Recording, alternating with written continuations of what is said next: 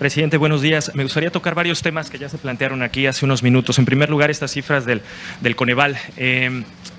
Reportaba este organismo que hay 3.8 millones más de pobres y 2 millones de personas más en pobreza extrema.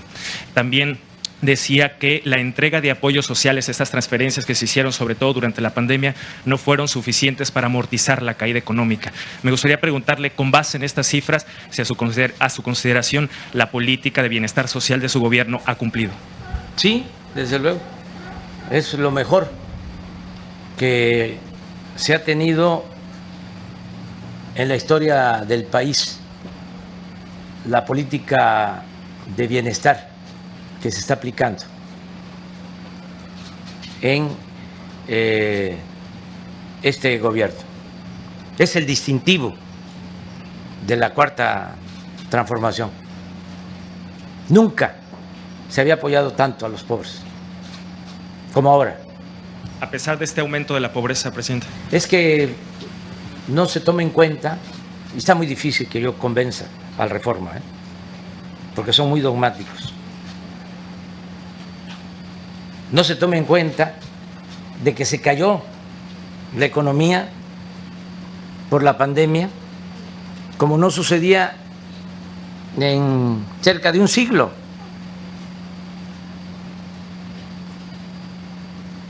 Y no toman en cuenta tampoco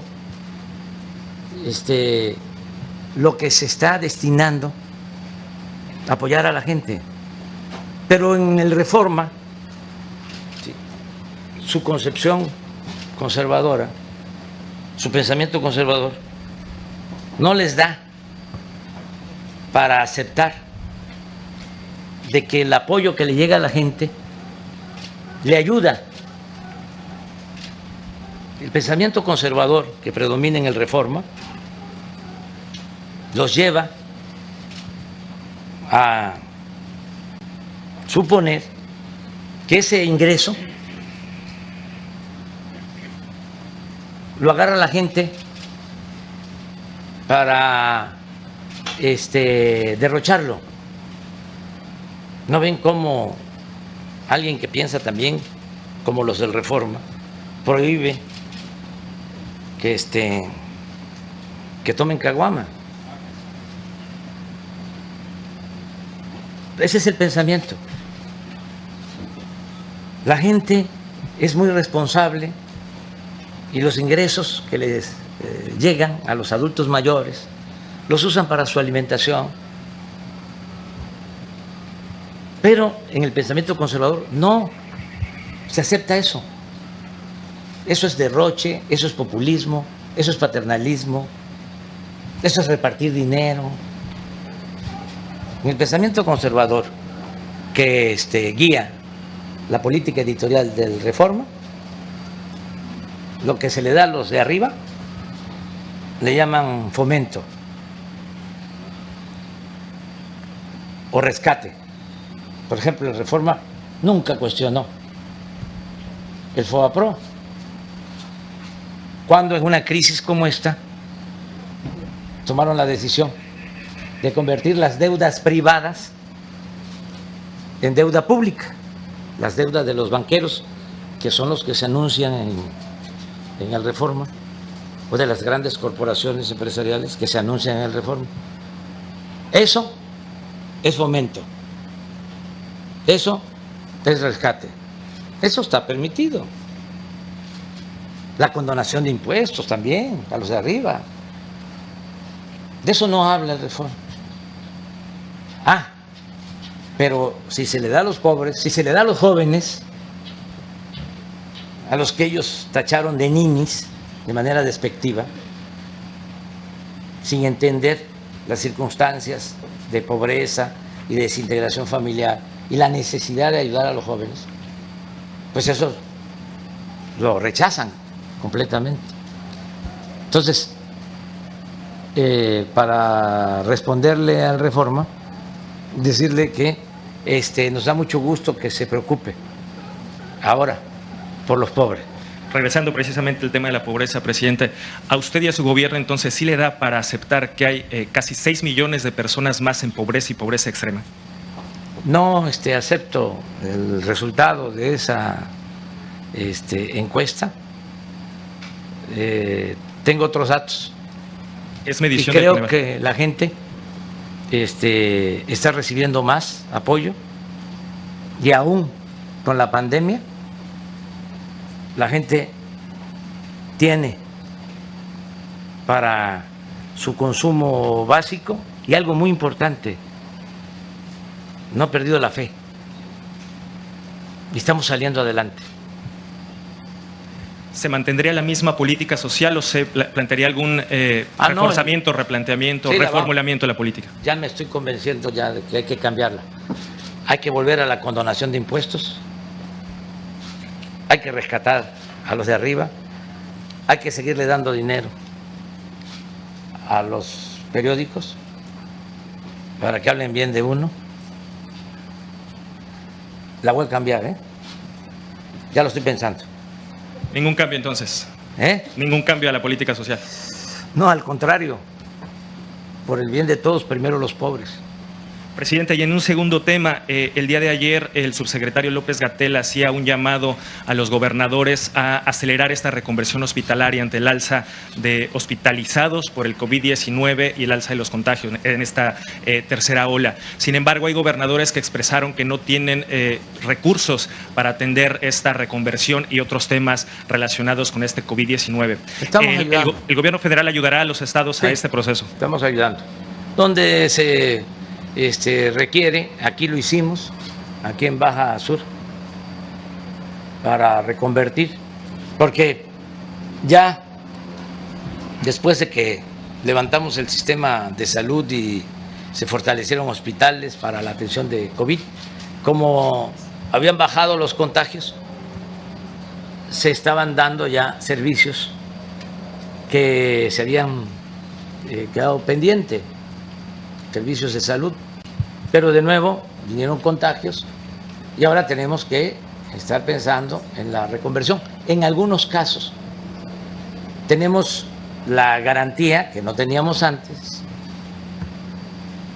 de que ahora por la vacuna son menos los hospitalizados, pueden crecer los contagios, pero son menos los que requieren de hospitalización. Y lo más importante de todo, lo que más tranquilidad nos da, son menos los fallecidos. Entonces, yo voy a seguir llamando a todos a que nos vacunemos. Aún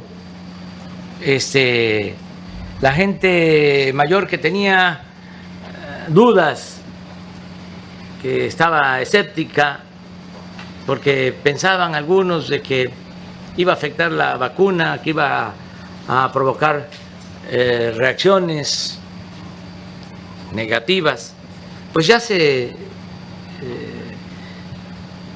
ha probado que no es así. Son muy pocos los casos donde una reacción lleva a que una persona pierda la vida. No hay, o sea, son muy poquitos casos en el mundo. Sí. O sea, todo esto es importante para quitar mitos, porque al final de cuentas los hechos hablan.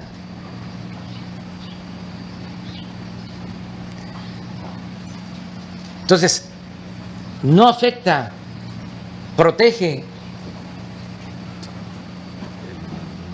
Yo pongo mi caso como ejemplo. Se contagió Jesús Ernesto, porque ahora los contagios es más para los jóvenes. Y hubo de una u otra manera convivencia, porque no les pega fuerte.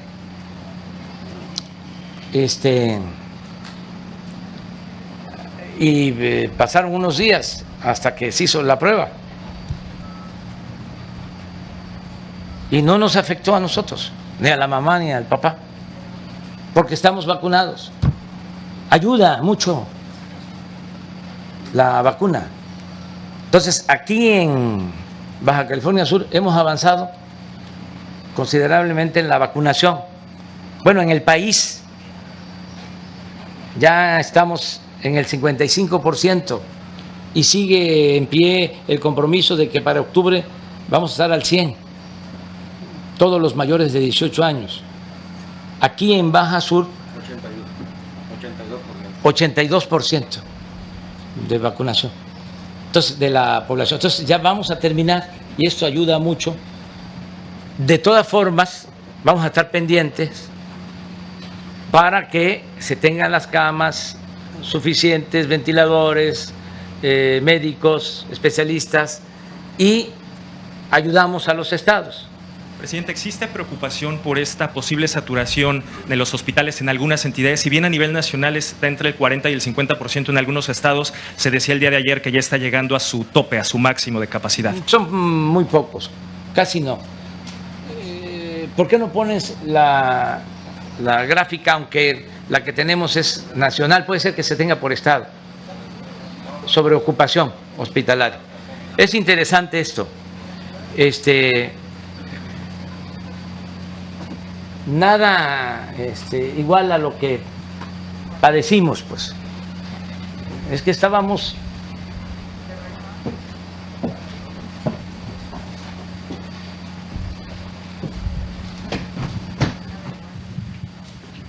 va subiendo, pero todavía 51% de ocupación de este nivel. Y además, aun cuando están creciendo las hospitalizaciones, hay menos fallecimientos. Y además ya hay tendencias en esto, por estado, a la baja. Y donde haga falta, ahí vamos a estar. Miren, cuando estábamos aquí, fue en enero, febrero de este año, llegamos a una ocupación en la Ciudad de México del 95%.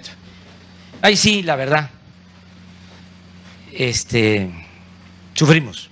Que parece que Colima también está en una situación similar en este momento. No, a esos niveles no.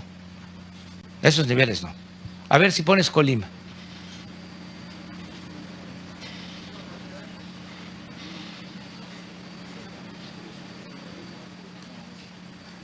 Hay contagios, pero es menos la hospitalización. ¿No la tienes? Bueno, pero vamos a estar nosotros pendientes, decirles a todos los gobernadores, lo estamos haciendo. Acaba de estar el director del Seguro Social en Sinaloa y en los estados donde ha habido más incremento, que tienen que ver también con el turismo. Es Baja California Sur, es Quintana Roo. En los dos estados ha habido una disminución y se ha avanzado.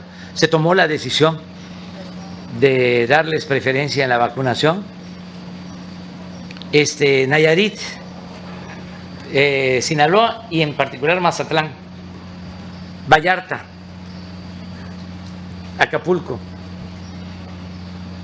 y más con jóvenes. Pero ya estamos en eso. Presidente, sobre el tema que planteaban hace un rato en el conflicto en el Tribunal Electoral, decía que la Corte no va a tener alguna participación o injerencia en la toma de decisiones en relación a este conflicto. Sin embargo, el propio presidente Vargas, o depuesto presidente Vargas de este tribunal, interpuso una controversia que va a tener que resolver precisamente la Corte sobre si fue legal o no su destitución por parte de sus compañeros.